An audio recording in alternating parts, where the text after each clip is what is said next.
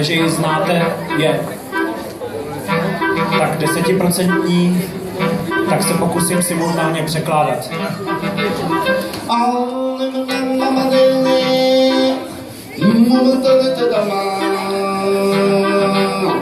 Děj se odehrává nedaleko vesnice.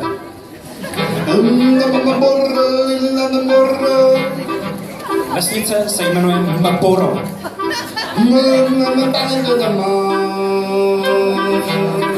Jako ostatně každá druhá vesnice v západní Africe. Ale teď se stává taková věc,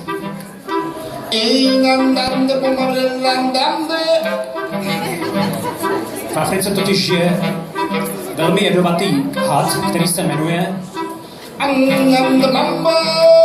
se mamba.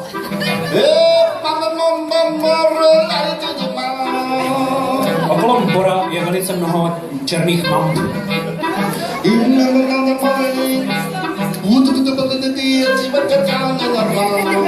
A teď si poslechněte, co se stalo babičce naší babičky.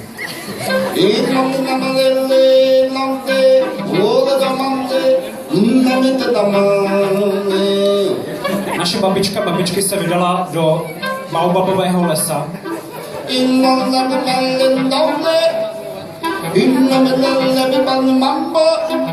Byla sbírat lesní plody,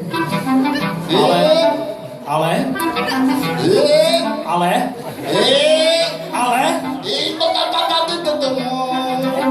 přepadla jí černá mamba. A teď si poslechněte pointu, jak to všechno dopadlo.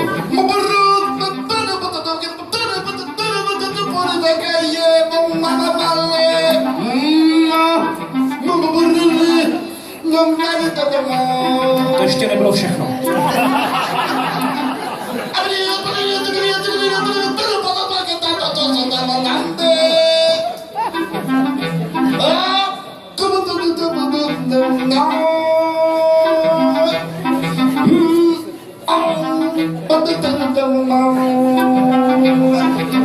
Zkrátka, dopadlo to tragicky.